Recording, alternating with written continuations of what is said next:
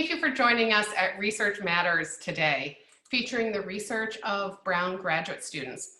I'm Vanessa Ryan. I'm one of the Deputy Deans of the Graduate School. I'm really grateful for all of you to take the time to join us today. And I'm really grateful for our partners in Alumni Affairs, Jill Stang and Diana Richardson, for inviting us to join you for Volunteer Immersion Month. So at Brown, we have over 2,600 graduate students. With medical students, that means 1 in 3 students at Brown is pursuing a graduate degree. And every day, our graduate students are inspiring undergraduates in the classroom as teaching assistants. They're building on knowledge in laboratories or in libraries, and they're making new discoveries in their own research. They're contributing to the academic excellence and innovation that really make Brown unique and, of course, bold. So today we wanted to give you a sense of what our graduate students are contributing every day to Brown and to the world, and to give you a sense in their own voices.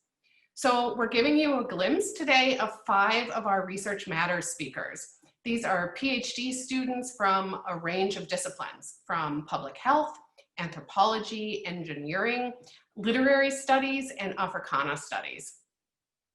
Research Matters is a program that we began in the graduate school in 2014, and we began it to highlight and celebrate our graduate students. We feature them in live talks on stage, featuring scholars who are going to be truly the next generation of leaders as faculty and as innovators. So the program usually is a TED-style event with a red rug and a live audience. And we're grateful that you're joining us and taking that role of the live audience today. Students are nominated by faculty and peers. They then go through a semi-final event, and then they're selected by a panel. We have each year a group of about a dozen students that we work with. So research, especially at the graduate level, is often imagined as a monastic, solitary experience that takes place in spaces that's far removed from the larger world, with scholars writing in technical, scholarly languages, with vocabulary we don't use in every day, publishing in journals that might not be accessible even to the public. But at Brown, our graduate students are really moving beyond that cloistered, solitary, monastic tradition, and they really care deeply about making an impact in the world. So in Research Matters, our program Research Matters, and today, we're asking our graduate students to step back out of their deep disciplinary knowledge and to share with us why their research matters. This isn't an easy challenge, to communicate deep technical research to an interdisciplinary audience. And I believe that this is actually the hardest challenge for any scholar. And in the 21st century, it's all the more important to foster this kind of communication skill, communication that supports the public dissemination and consumption of knowledge. So I'm really grateful that we've got 5 graduate students today who are stepping up and are rising to this challenge. They're each going to give you a brief 5-minute window into their research. And then we're going to take time for Q&A, and we look forward to your questions. And thank you to those of you who've already asked questions to give you an opportunity to get to know our students a bit better. So with that, I am delighted to introduce our first speaker.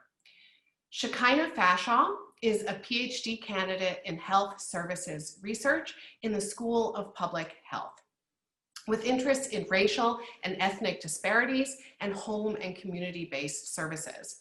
Before attending Brown, she attended the University of Central Florida for her bachelor's degree and the University of North Carolina at Chapel Hill for her master's in health policy. She's a passionate scholar who's always hoping to share her knowledge beyond the ivory tower. Shekinah's talk title today is "My Grandmother Prefers Her Home, but Does Her Health." Please join me in welcoming Shekinah. Thank you so much, Vanessa. I really appreciate it. So I became a family caregiver at the age of 17 to my grandmother, who lived about 30 minutes from my family home, partially because, like many other families, my mother is the eldest daughter, and this is traditionally and socially her role to fill. But also because I had just gotten my driver's license and I used any excuse to leave the home. So I would go down multiple times per week to care for my grandma. And even as she started to feel ill, visiting dialysis on each of my trips down and not exactly cutting the rug like she used to, she refused to leave her home. Like many other older adults, she was attached to the place that she had worked to own and had now spent the majority of her life. You see, my grandmother lived in a single family home in a neighborhood that was predominantly Black and characterized by a mix of low and middle income families.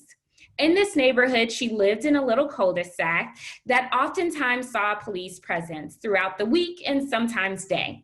She also slept with a machete near her bed, and I doubt it's because she feared for her safety, as everyone respected her. But I think it's because sometimes grandmas just do weird things, which is fine. But either way, she never wanted to leave her home. And thus, this began our time together, and unbeknownst to me back then, this began my research interests. Now today, I study older adults aging within the community and using home and community-based services. I study the neighborhoods in which they live in and the associated racial, ethnic, and socioeconomic health disparities. As many researchers now know, the zip code in which we live is a greater predictor of our health than the healthcare we actually receive. But see, I believe that this is because the health services we are able to access are characterized by the neighborhoods that we live in. Now, this isn't some belief that I've snatched from the sky somewhere. This has been proven in research. From secondary data analysis on nursing homes, hospitals, and other healthcare providers, we're seeing that services vary by neighborhood. We know that high-quality nursing homes, hospitals, and physicians tend to be concentrated in more privileged areas. And before my dissertation work, we had no idea if this was also true in the case of Medicare home health. We knew very little to nothing about home health service availability and its association with neighborhood characteristics. Yearly, the Center for Medicare and Medicaid Services rates the quality of care provided by home health agencies similar to the way that we rate our favorite restaurant. No, not the $1 to $3 signs that we see on Google, but instead the 1 to 5 stars, where 5 stars represents the highest level of quality. Through my research using national data on home health agencies and the communities that they serve, we see that high quality home health agencies are actually less likely to serve Black, Latinx, and low income home health users. They are also more likely to serve predominantly white neighborhoods while simultaneously serving fewer predominantly Black, Latinx, and low income neighborhoods. Additionally, my findings show that the introduction of this 5-star rating system, which was used as a market-based reform to create and improve quality for all, actually exacerbates disparities for the most vulnerable population, a population that can be considered doubly or triply vulnerable. That is, populations who are vulnerable not only because of their age, but also because of their race, ethnicity, and socioeconomic position. So what does this say about the impact of policy, and more specifically colorblind policies today? See, I'm passionate about my research, and my research matters because the goal of my work is to inform policymakers on how to incentivize home health agencies to serve in areas that are underserved and those who are most in need. My research matters because data-driven policy is one of the most powerful ways to decrease health disparities and increase equitable care for all populations, regardless of what they look like or where they live. I am passionate about my research because there is no reason that historically and socially disadvantaged and marginalized populations should be further disadvantaged by the policies and practices of healthcare providers and servicers.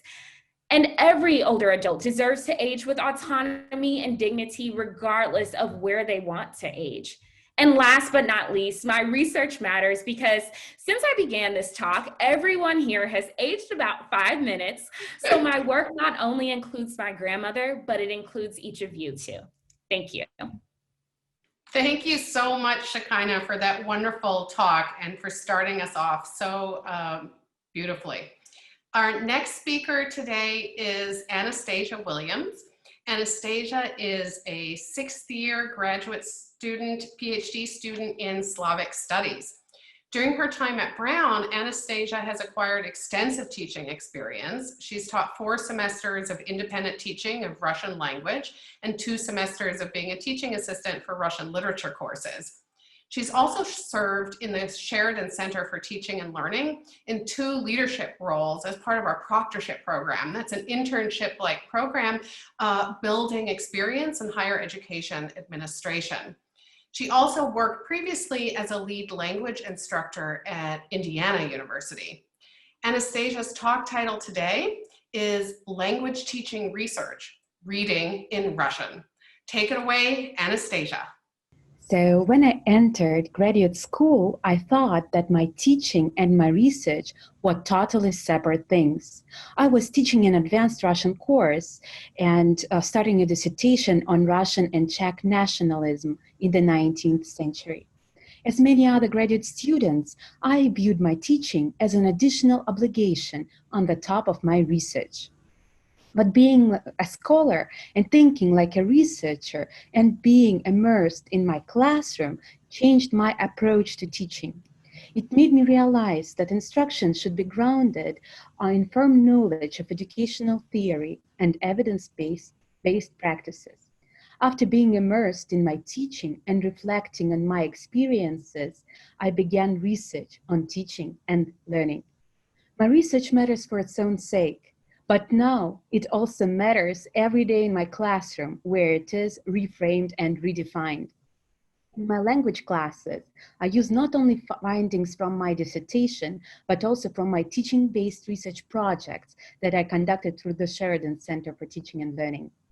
Imagine that you are reading a story that starts with a phrase, "Mother bought some blank and wanted to give them to her children after the dinner." You don't know this word. What strategies would you use to decode its meaning? How would you use the context to understand the unknown word? In this study, I focused on reading strategies of intermediate level learners of Russian as a second language at Brown. My research questions were, what strategies do readers use to decode unknown words? How does understanding individual words impact with comprehension of their overall text? To answer these questions, I asked my Russian class students to read a short story, children's story, by Leo Tolstoy called The Plum Pit during our one-on-one sessions and office hours. The story had approximately 25 new words. Some of the words were archaic, so I did not expect my students to learn or to know the meaning. In the story, a mother buys plums for her children and leaves them on a plate. A boy named Vanya, her son, has never tried plums and secretly eats one. When the parents find out about this, the father asks the children who ate the fruit. Vanya refuses to tell the truth. The father says that he's worried because if a child doesn't know how to eat plums, they can swallow the pit and die the next day. Vanya assures them that he threw away the plum pit and reveals the truth, admitting that he is the one who stole the plum. Everyone starts laughing, and Vanya, who is ashamed, starts crying. None of my students knew the Russian words for a plum, a pit, to swallow, and some other words that were essential for the text comprehension. I asked my students to complete a background survey to identify if they were heritage speakers of Russian and speak any other foreign languages. For the study, I used a data collection technique where participants verbalize all the thoughts in English as they tried to make sense of the text. After that, each student retold the story verbally, and we had some dictionary work and discussion. Based on the context, all students realized that sliva, the missing word from the sentence I gave you, that mother bought some blank, is one of the following: some kind of food, dessert, treat, or gift. One student figured out that plum this missing word was a plum, sliva, because he knew the word slivovica, which is a plum brandy. In other sentence, the father says that there are pits in the plums, and if someone doesn't know how to eat them and swallows a pit, they will die in a day. The student who understood that sliva means plum was able to guess that the kostechka means a pit, so they figured out the meaning of the sentence. Other students thought that whatever the mother wanted to give to her children after the dinner contained something bad, worms, poison, was expired, or had peanuts, and children were allergic to peanuts. I identified the most successful reading strategies and realized that all of the cases of strategy misuse or so-called mistake were based on some logic, were reasonable and truly inventive.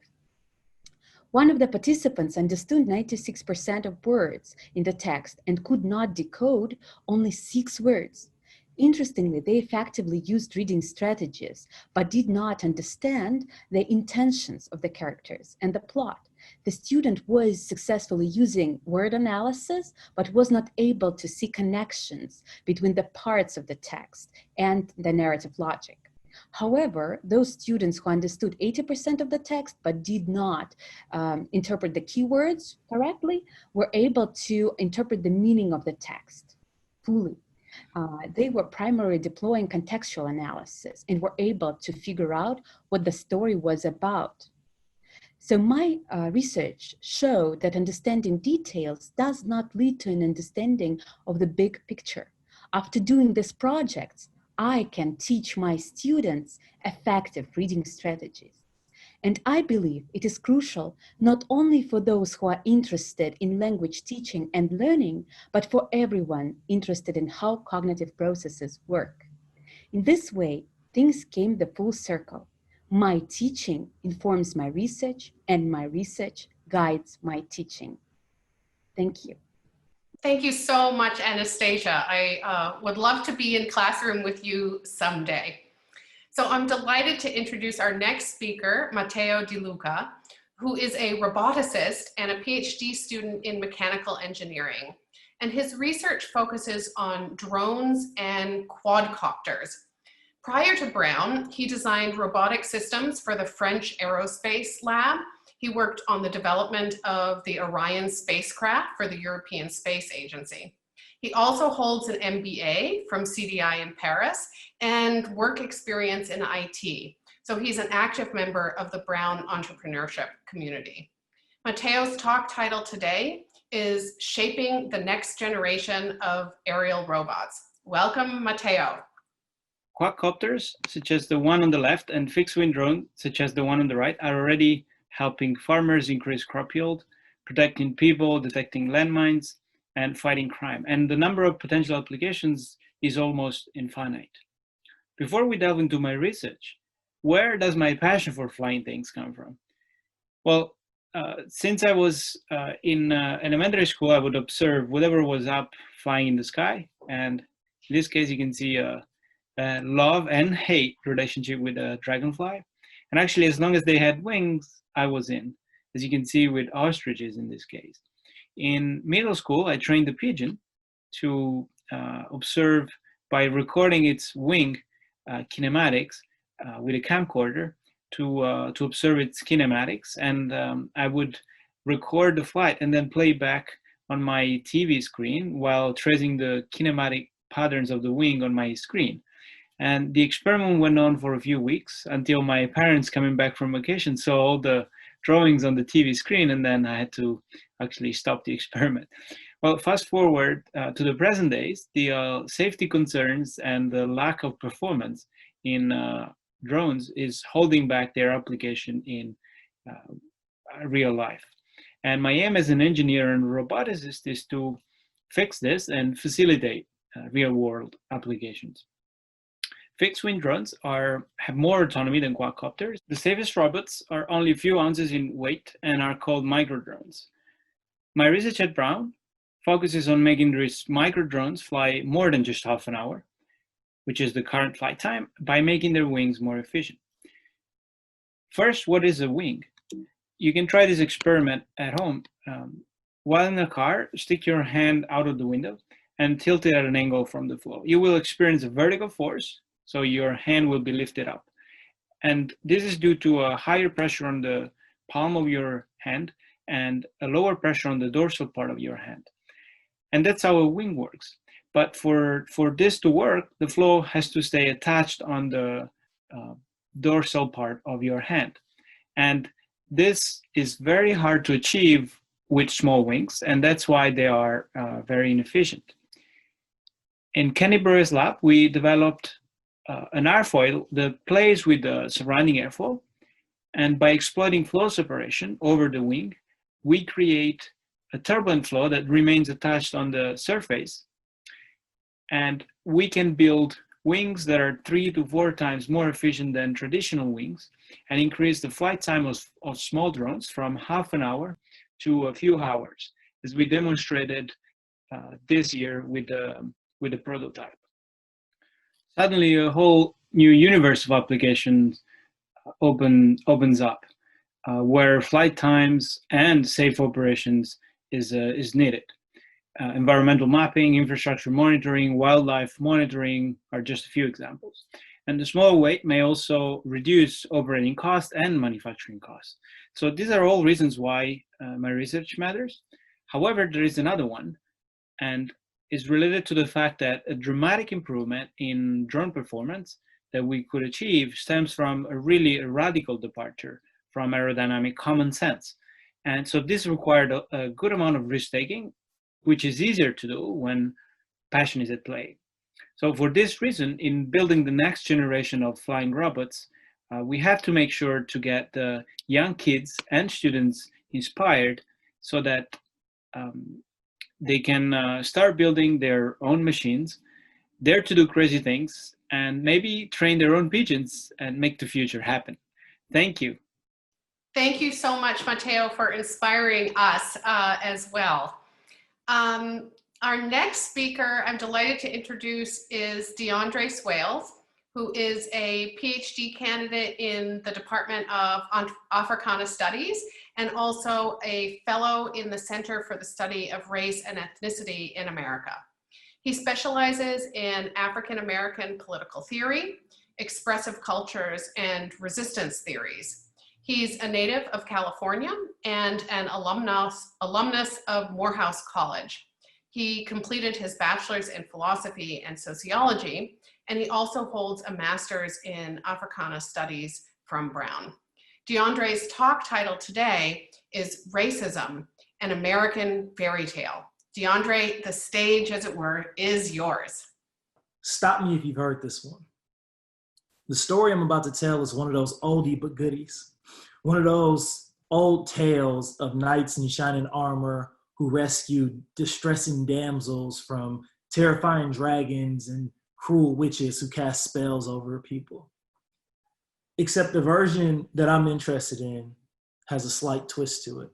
See, in this version of the story, knights in shining armor are more likely to carry guns and badges than they are to carry swords and ride in on white mares. The distressing damsels are women whose distress has to be verified by the beliefs of the menfolk around them. And these terrifying dragons tend to look like unarmed Black men who might be killed in the street for what may be minor offenses. And the witches, they don't have the green skin and they don't cast spells. They tend to do weird things, minor things like fail to signal or refuse to comply with an officer, but they're killed all the same. And this is the America that we live in today. This is the fairy tale under which we are all currently operating. See, I offer this analogy not to trivialize racism, violence, and other forms of systemic oppression. I use it in order to demonstrate how innocuously such systemic issues can be made to appear when cloaked in the right narrative. As a scholar of race and culture, I specialize in not only exposing, but interrogating these kinds of narratives and demonstrating how they create cultural logics that subsequently justify and normalize the kinds of violences that we claim to want to do away with in our society. I am very much invested in thinking through how it is we address not only the structures of oppression, but the logics, the blueprint that's used in order to create those structures, lest we run into an issue of recreating those structures after we've torn down the ones that we already have insisted we don't want or need anymore. When you look at these very prominent paradigms and theories being presented nowadays, right? When you think about the new Jim Crow in that particular paradigm, the way that it discusses the prison industrial complex as a sort of modern successor to the plantation system, what you have to think about is the way in which there's a similar logic that's being used in them. There's the similar blueprint being used in order to create those different structures. Even if they don't necessarily look the same, they're built on the same foundations and rest on the same support beams, right? And so when you're thinking about it in that way, and we start thinking about oppression, we start thinking about structures and all of this, and we start attempting to move towards these blueprints, what has to be acknowledged is that oppression and systemic violence is often more complicated than we would like to deal with, right? We like to think about oppression as very straightforward.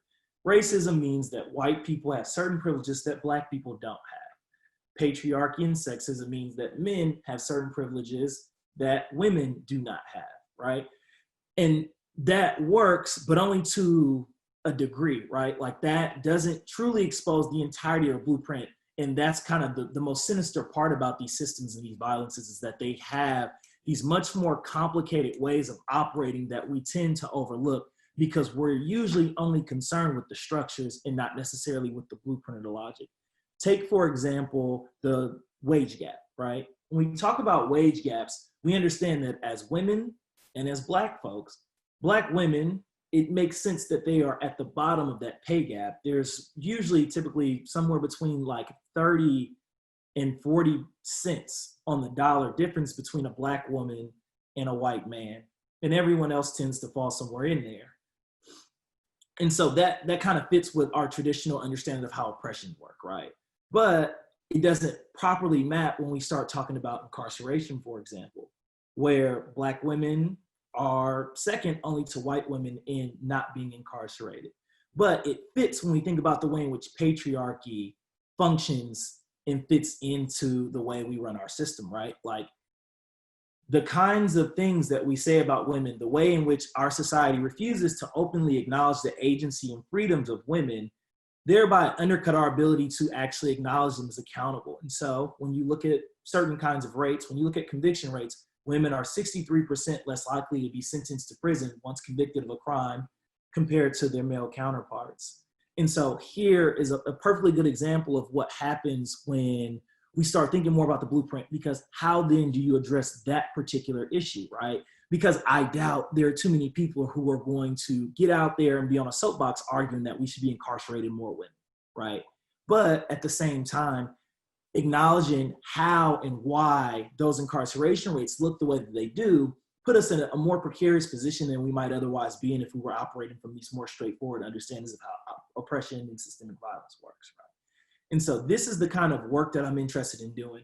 I'm really trying to think through this so that when the next George Floyd or Breonna Taylor incident happens, and we're looking at the way in which justice fails to be done in ways that we think of as suitable for the situation, we're not surprised. You know what I mean? I think that having or being unable to look and identify what the issue is or what's wrong, having faith in our systems and our structures to deliver certain kinds of ends in these situations is ultimately what does the most kind of psychic harm or violence toward different individuals, because we kind of lose faith in our society. But when we have a proper understanding of these blueprints, these cultural logics, now when we rise up to fight back against them, when we say change needs to happen, we have a better idea of what that change might require and what it needs to look like. Thank you. Thank you so much, DeAndre, for your important work. I'm delighted to introduce our next speaker. Ahona Palchoudhuri is a doctoral student in the Department of Anthropology, and she's also pursuing a secondary master's in music through Brown's Open Graduate Education Program. Her interests lie at the intersection of aesthetics, ethics, and environmental humanities. Her current project looks at seasonality, ritual, and forms of musical performance in rural West Bengal. Before coming to Brown University, she studied English literature at Delhi University and social anthropology at the London School of Economics. Ahona's talk title today is The Everyday Life of Climate and a Musical Request for Rain. Ahona, our last speaker, take it away. बरसन लागे रे बदरिया लागे रे बदरिया सावन की अतिहारी डरा पावन लागी बरसन लागी रे बदरिया.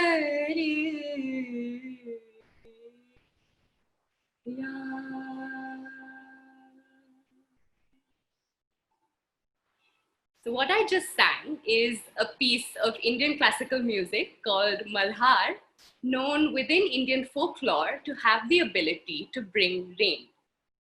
I grew up in India training for the first 20 years of my life to be an Indian classical musician. And I was a little bit disappointed to find that the academic literature that surrounded this form somehow neglected the crucial ways in which it relates to the environment and particularly to transformations in climate.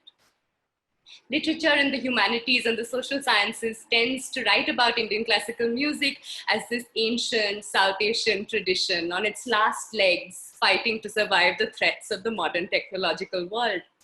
And that just refused to sit well with the years I'd spent growing up within this vital form of music, whose basic structure was so open to the ongoing movements of the world around it.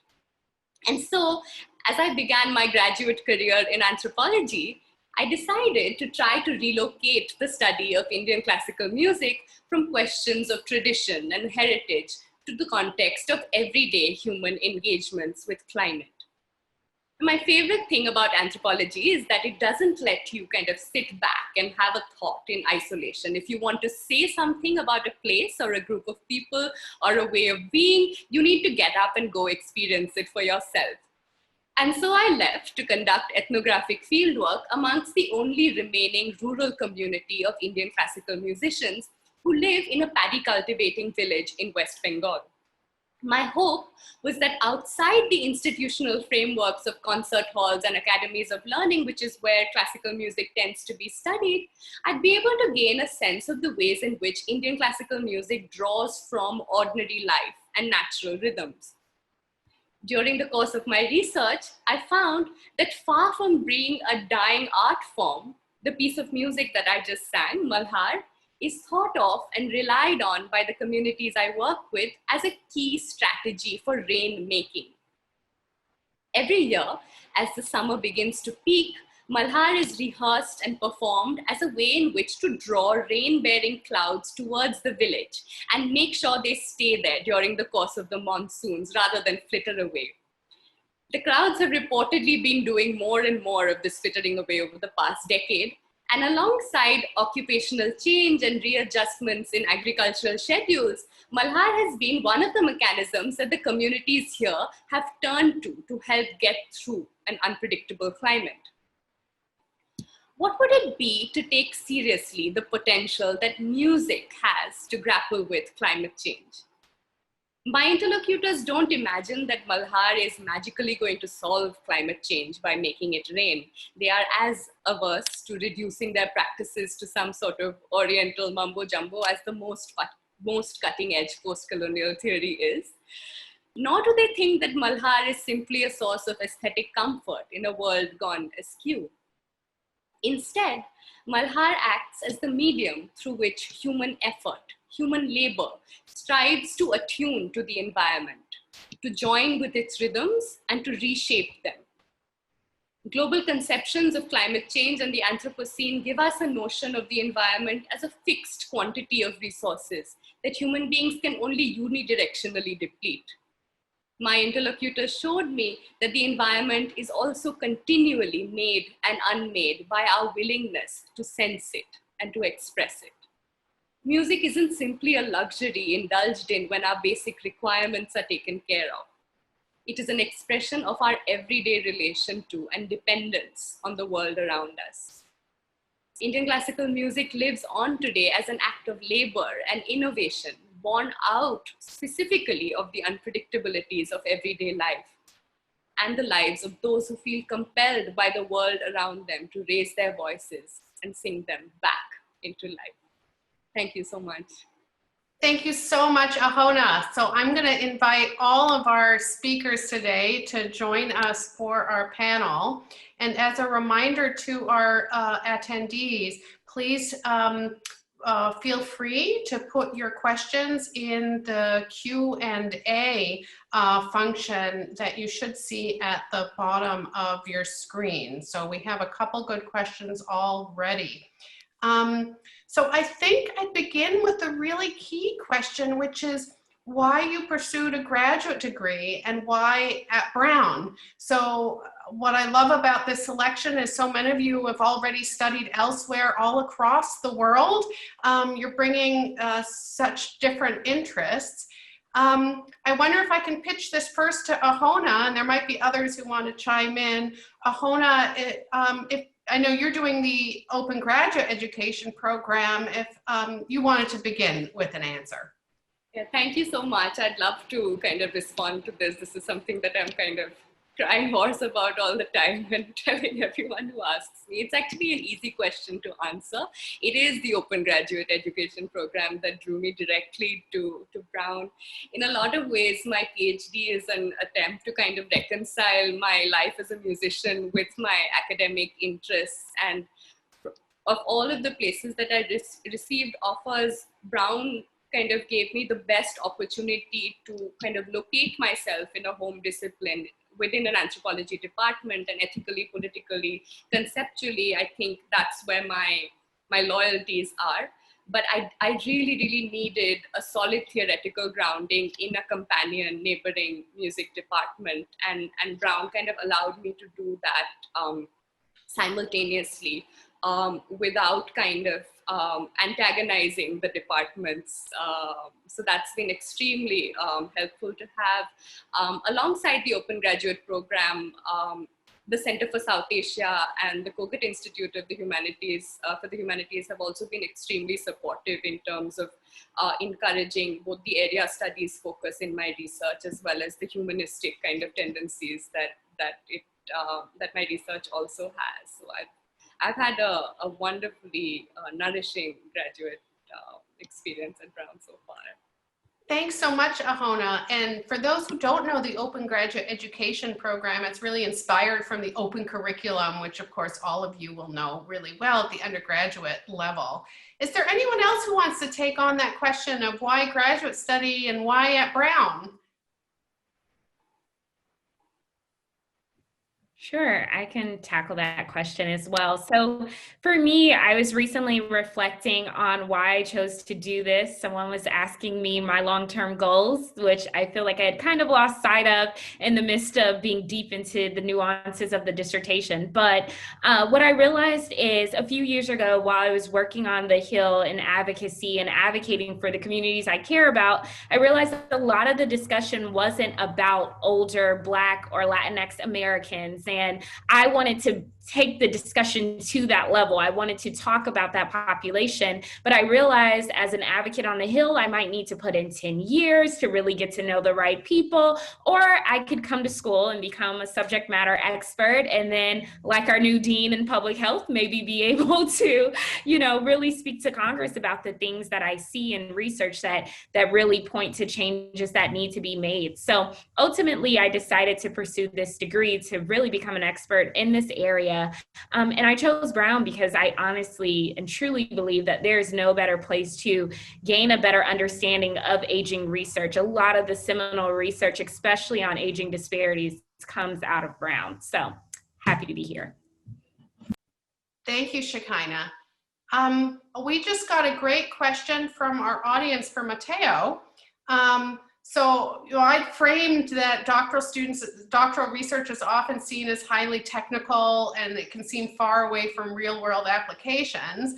Matteo, your work is a great example of how tied to application it could be. And our audience member has asked if your discovery has been patented. I remember when we did your research presentation, we actually had to work with the Technology Innovations Unit to make sure that you weren't giving away your IP in your Research Matters talk. Do you want to speak to this question about commercialization and application, how it relates to your work? Yes, absolutely. Thank you for the question. So I think research, the kind of research that we are doing is partly applied, and that's what we were talking about. And this is due to both my personal, but also great part of the merit comes from Brown. Actually, my PhD was a residential fellowship, and that allowed me to basically have funding to explore a topic of my interest. So because of those fundings, I could practically do research following my passions and my interests. It's something that is a little bit at the intersection of applications and fundamental science. Of course, there was also fundamental science that we developed in order to answer our problem, but also the applied part is very important, as you're saying. We patented the invention, and we are looking forward to commercialize. Great, and I think your audio was cutting out a little bit for me, but Matteo, I'm glad you cited that one of the things that graduate research can do is we support all of our PhD students for at least 5 years fully, and what it does is it gives you the space to, that's what universities do, is gives you the space to really pursue this. And I'm really delighted. Maybe there are people on the call that can sponsor this commercialization of the new kind of wing that you're building. We have another question from the audience, which is a really important one. So we're in the midst of a global pandemic, and I think we have to, I don't want to ignore that. Here we're virtual, we're not doing our red dot live event with TV cameras. And you're early career researchers, and how has the pandemic impacted your research? And I think some of the impacts are heightened for scholars who are right at the beginning of their careers rather than being established. And so I know the graduate school in Brown, we're providing additional time. We're developing postdocs, realizing that the job market is going to be challenging. But I wonder if we could have one or two of you speak to how the pandemic has impacted your research progress. I think any of you could probably take this on. Is anyone eager to step in on this question? I'm happy to kind of begin if that's okay, and begin with really a thank you to the graduate school who helped me return to my field site this summer, which also happens to be home. And so it so happened that my year of fieldwork began with an evacuation flight, and that sort of speaks so clearly to how sort of unfamiliar circumstances that I considered home suddenly felt. And alongside that, as an anthropology as a discipline has sort of been existentially threatened by the pandemic, because this is a discipline that believes that you only learn from embodied in-person experience, and that suddenly become impossible. And so what the pandemic has forced us as a community of anthropologists to do is to come up with newer, innovative sort of ways in which communication can be established outside of that possibility.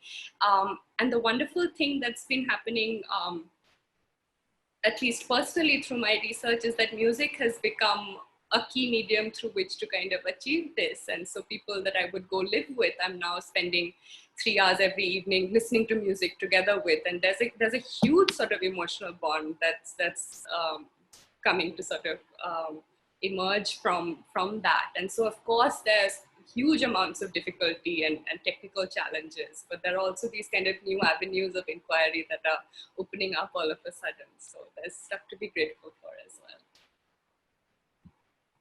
Shekinah, I want to give others a chance too, but Shekinah, the pandemic is really heightened, is so relevant to your work in a sense that it really heightens some of the inequities that you study. Has the pandemic also made it challenging? It makes the urgency of your work so important, but has it also challenged you as you've tried to pursue your research? Yeah, so I would definitely say that I think the pandemic, if there's a silver lining for me, it's now that people really do see disparities and racism within the older adult population as it relates to long-term care, assisted living, home health, all of the places where older adults live and age. People are starting to see that as more important. And as I'm now on the job market, I'm having a ton of different interesting conversations that relate back to COVID, or people who are just interested in what I've been studying over the years. I will say the hard part, honestly, and this might sound crazy, is that now there's an influx of work to be done and I can't juggle it all. And having to decide between new COVID projects and finishing up my dissertation, it creates some very interesting decision-making skills that I have to develop. But it's definitely been a very interesting time since the entire pandemic started. And then once the death of George Floyd happened, that made everything even more interesting and challenging and difficult on so many different levels. So definitely feeling the effects of both of these pandemics colliding in front of us. Thanks, Shekinah. Can I share as well how it affected my research? Thank you. So as I said, I focused not only on my dissertation, but on scholarship on teaching and learning. So now with this remote learning, there is a whole field to study. So I started focusing not on like in-person classroom, but how to create a sense of belonging and foster the sense of belonging in online classroom through synchronous and asynchronous modalities, and also how to support students in distress. So now this type of research on teaching and learning is truly helpful, and now we lack evidence for and it's really interesting to study. So it's emerging scholarship, and being a part of this scholarship is truly eye-opening and it's very insightful. So I think that this new shift affects all kinds of disciplines in lots of ways. That's great. Thank you, Anastasia. I love how both Shekinah and you are also finding the silver lining, finding the opportunity, and that just shows how adaptable. And Ahona, you too spoke to it, having to be adaptive and flexible as scholars. I really love how you're highlighting that. DeAndre, we have a question for you, which is whether your research has inspired new ideas to address the issues you're studying. So if I think your research also speaks to the urgency of now, really I don't know how that transforms the research you're doing or changes your own motivations for your research. Yeah, it's really interesting because I think one of the issues with doing the kind of work that I do that pretty much everyone in my department has kind of had to sit with during this period is that you have to process just the very visceral feelings that you have about a lot of these issues before you can actually try to integrate it into work, because you do run a certain risk of not being as tactful or not being as surgically precise in how you work through ideas when you are still kind of in that space where you're actually just reacting to these situations as like a person, right? And so I think that one of the kind of downsides to even that is you often get to a place where you might be numb to these kind of situations too, which is very, it feels very dehumanizing in a way, even if it does allow you to continue to work much more efficiently for time. And so I think that that's been really, really important to kind of sit with in doing the work, but also to get to, get out on the other side where it's like, okay, now think through this. I think for myself, I was kind of processing the numbness of it, or just kind of being numb to these situations, given that a lot of how I even got to grad school is built around these kinds of situations. So the Trayvon Martin shooting and the Mike Brown shootings actually bookended my undergraduate career. One happened in the spring of my freshman year. The other one happened in the fall of my senior year. And those kind of have informed a lot of the work that I do. And so before this new situation even happened, I'm already in conversation with, and it kind of sucks to think of it that way, but it's like I was actually thinking about the George Floyd situation before it even happened, so to speak. And so I wouldn't say that it's inspired new ideas necessarily as much as it's like it's informing different ways of attacking the problem. And I think that part of thinking about the fact that the Trayvon Martin situation happened, that's actually 8 years ago now. Like it's been almost a decade since that happened. And yet I'm not entirely sure if we've moved the needle far enough in any direction with how we handle these types of situations. And so I think the work that I'm doing is really a matter of thinking about, okay, what's a different kind of angle we can get on this? Like, okay, maybe we've been going for the head the whole time and maybe we need to, kind of attack them at the knees or something like that. I think that that's really what I'm more so getting at is, when I'm talking about these cultural logics is, really getting at, I guess it's kind of cliche to say, but like, I think those kinds of incidences are the fruit of, a certain kind of tree. And the work that I'm doing has been more about, okay, well, what do the roots look like? And how do you, when you actually do cut down a tree, if you let the roots rot, then nothing else can kind of grow in that space. And so not only, attacking the tree, but also making sure that the ground remains fertile for us to plant something new and grow something new out of it. Mm-hmm. Thank you, DeAndre. Anastasia, we have a question. I wonder if you can take it pretty briefly, which is that there are hundreds of languages that are not written or spoken by outsiders. Are the reading strategies that you've been studying and working on, would they also apply to discovering or working with other language, especially minority language structures? Yes, absolutely.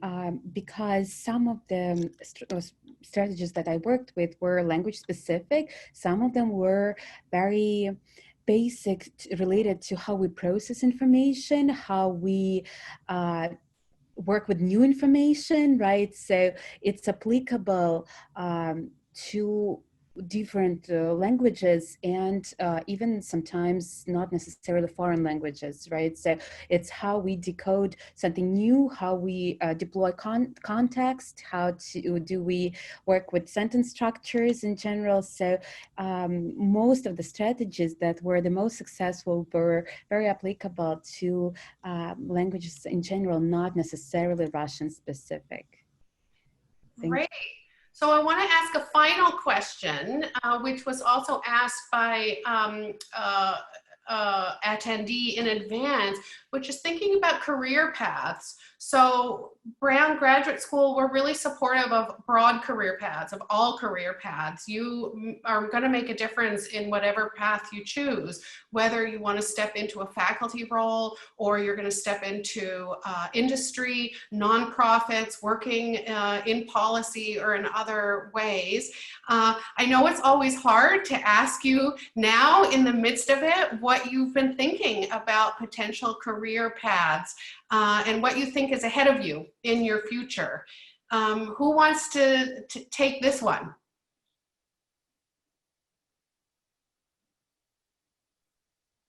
DeAndre. Yeah, I can start. I think for myself, I originally was planning to go into the academy, and that's still very much a long-term goal. But I think that one of the things that I've kind of realized recently is that really wanting to take advantage of the fact that I went straight through. And so even now, I'm still on the younger side of my cohort, despite the fact that I'm finishing this year.